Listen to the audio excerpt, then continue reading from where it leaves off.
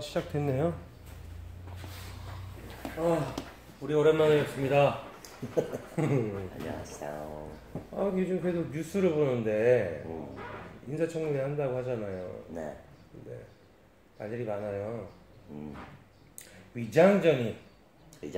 위장전입이 뭘까요? 잘 모르겠으니까 한번 찾아보죠. 위장전입. 가짜로 이사하는 거. 가짜로 이사하는 거. 맞죠? 가짜로 이사하는 거. 일단 위장을 한다는 얘기잖아요. 전입을 하는데. 지금 뭐 위장전입 국무총리 지명자, 그다음에 외교부 장관 지명자, 네.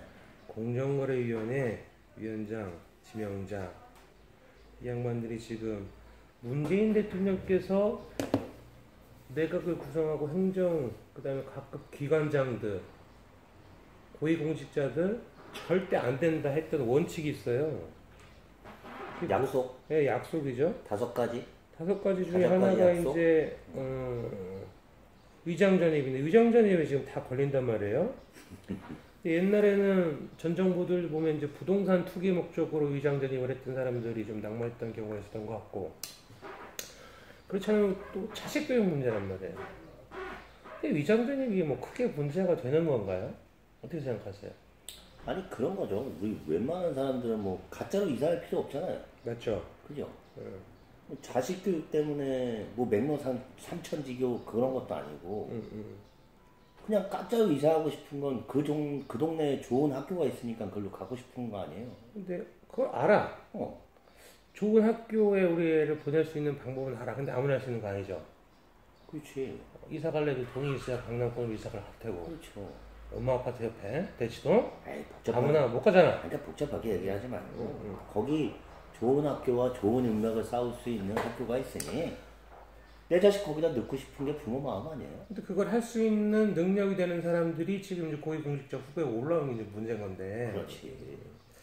좀 그래요. 각 대통령이 되셨을 때마다 이제 조각 구성하는 것부터 해가지고 내가 구성하는 거, 이제 뭐 고위공직자 항상 말이 많았어요. 아니 안 많은 사람이 있습니다. 근데 문재인 정부가 들어서면서 문재인 대통령이 내세운 게 있단 말이에요. 적폐청산. 적폐 안 좋은 거 없애버리겠다. 근데 고위공직자 중에서는 적어도 5개 걸리면 안 쓰겠다 약속을 했는데 쭉쭉 걸리고 있어요. 약속 지키는 게 맞잖아요. 맞지. 맞죠. 사실 대한민국이 새로운 대통령을 만들고 나라가 나라다운 세상, 사람이 사람답게 사는 세상, 그것은 이제 원칙이 통하는, 그 원칙이 이제 상식 얘기하는 거잖아요. 너무나 상식적인 말 아니에요 이게. 그러면 이 촛불을 들었던 우리 대한민국 국민들이 영원했던 거는 그거 지켜달라는 건데, 그럼 지금 첫 번째부터 문제가 생기고 있어요. 간단해. 그러면 말한 대로 약속 지키면 되는 거예요. 고민할 거 없잖아. 지금 문재인 대통령에 대한 그 지지도가 80%가 넘고, 88%? 그다음에 이제 민주당에 대한 지지도가 한 56%, 60% 육박하고 있는 상황인데, 그거는 그만큼의 국민들이 믿어주고 싶은 거야. 근데 믿어줄 마음이 있어. 네. 근데 되자마자 약속을 안 지켜요. 그러면 안 되지. 그러면 언제든지 등을 돌릴 수 있을 텐데, 사실 제가 볼 때는 그래요. 인사청문 시스템 통과할 수 있는 사람이 그렇게 많지가 않은 모양이에요. 우리는 왜 그렇게 생각을 할까요? 왜? 근데 이제 인재풀이라고 하는 게 이제 대선 기간에 유력 대선 후보자 옆에는, 예를 들면 뭐 대한민국에 내노라 하는 뭐 교수님들 한 2,000명, 정치인 뭐 2,000명, 많겠지. 무슨 각계각층 무슨 부분에 대한 전문가는 한 2,000명, 수천 명, 막 수만 명 인재풀이 있는데, 국무총리를 한번 봅시다. 국무총리 아무나 하는 거 아니에요. 아무나 하는 거 아니야. 근데 국무총리 그 인재풀도 있을 거예요, 분명히. 근데 분명히 뭐 지역분배, 호남 출신이어야 된다. 했어요. 지명을 했어, 대통령이. 근데 문제가 있어. 그러면 문제가 있으면 시키면 안 돼. 또 추천을 해. 또 문제가 있어. 빼. 계속 뭐 이런 과정으로 하다 보면 언젠가 나오겠죠. 근데 그 기간이 상당할 건데, 그러면 국정 운영해야 되는데 자꾸 발목 잡고 사람이 털어서 먼지 안 나는 사람 어디 있냐 이런 식으로 가면 국민이 영원하는 그 상식적인 나라 만들 수 있겠냐는 걱정이 지금 앞서는 거잖아요.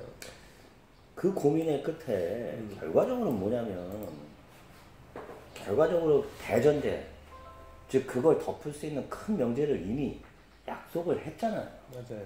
그 약속 안에서 움직이면 되는 거예요. 그러면 저는 고민할 게 없다고 봐요.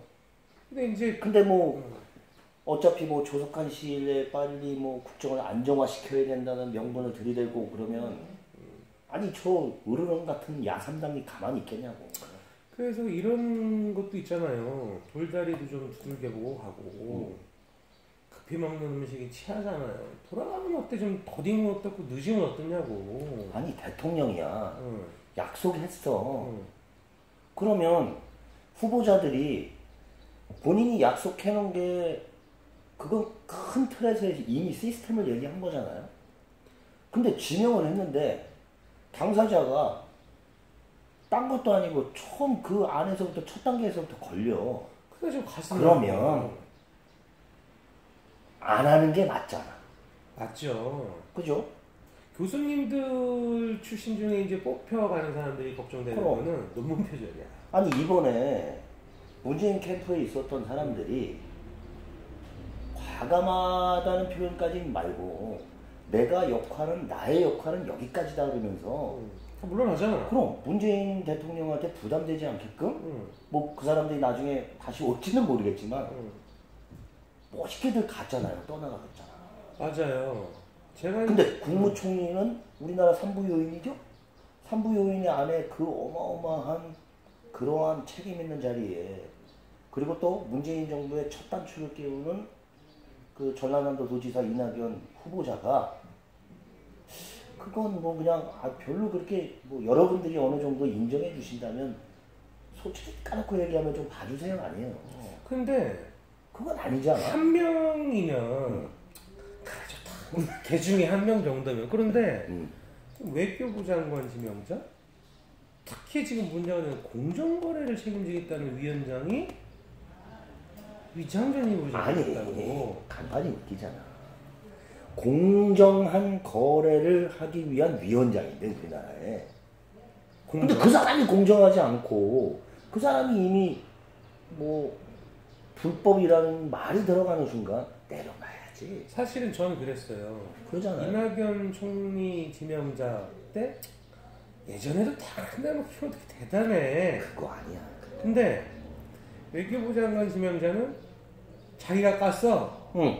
들어올 때부터 이런 문자가 있었어요. 어떡하죠? 나 거기까지도 그래 그럴 수 있어 라고 생각을 했는데 이번 세 번째 이제 그 김상조 공정거래위원장 지명자 몰랐다는 건 말이 안 돼. 몰랐다는 건 정말 말이야. 여기 세 번째까지 딱 나오니까 이제 원칙으로 다시 가는 거예요. 가야지. 원칙대로 가야죠. 문재인 정부, 국민이 지지하는 이 문재인 정부의 성공을 하기 위해서는 좀 더디더라도 원칙적으로 가는 게 맞겠다. 맞지. 좀 더디면 어때? 맞지.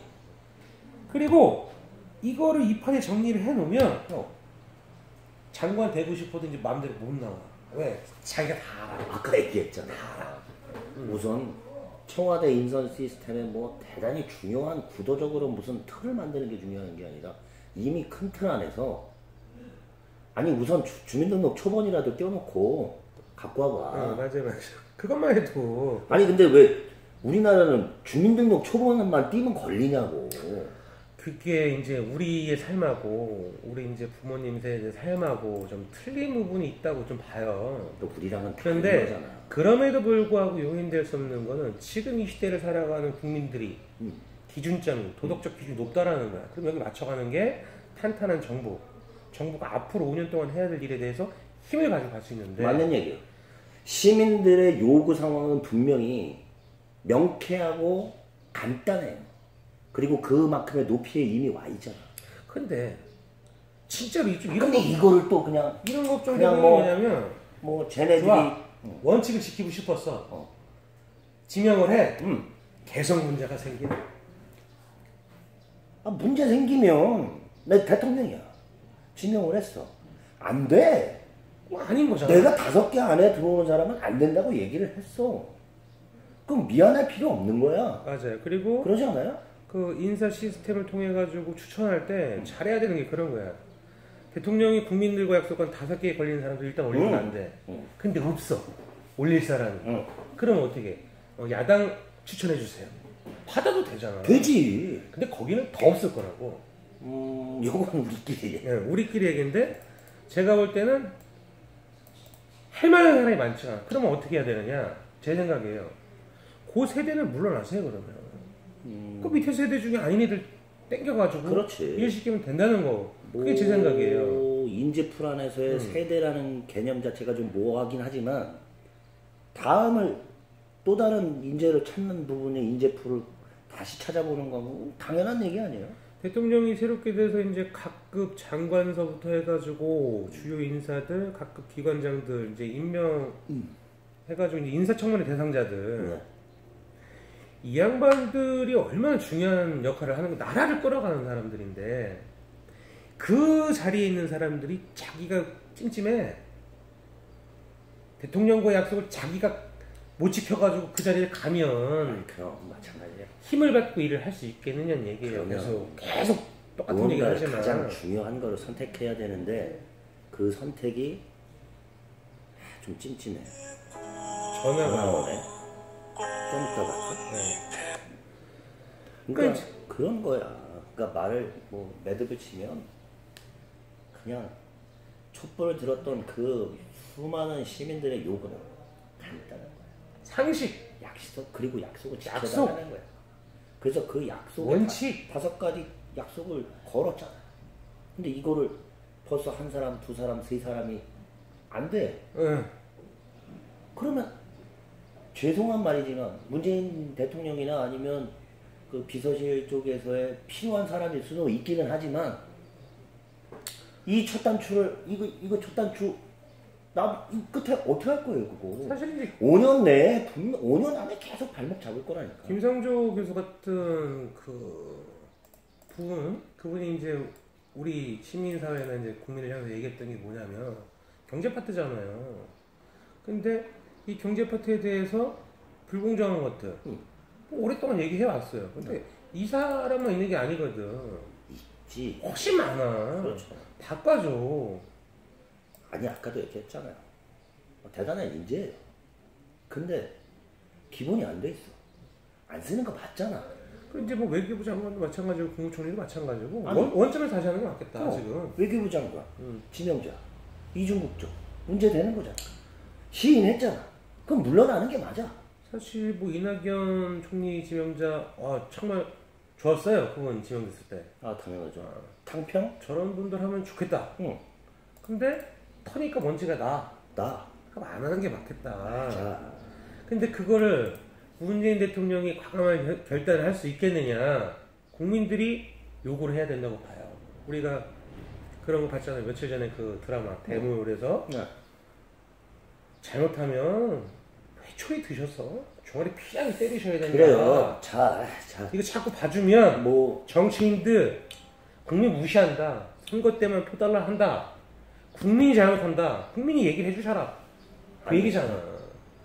우리 아주 오래전 얘기 같지만 지난 정부 박근혜 정부 초기에 국무총리 지명자들 굉장히 유명한 사람들이었잖아요. 한 2-3명 날라갔죠. 근데 처음에. 얼마나 재밌는 일화를 남기고 떠나갔습니까? 맞습니다.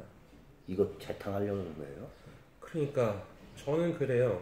안 국민의 되잖아요. 한 사람으로서 문재인 정부 탄생에 한 3표를 기여한 국민인데 저희 아버지 어머니 우리 집도 국민의 한 사람으로서 원하는 게 뭐냐? 원한다.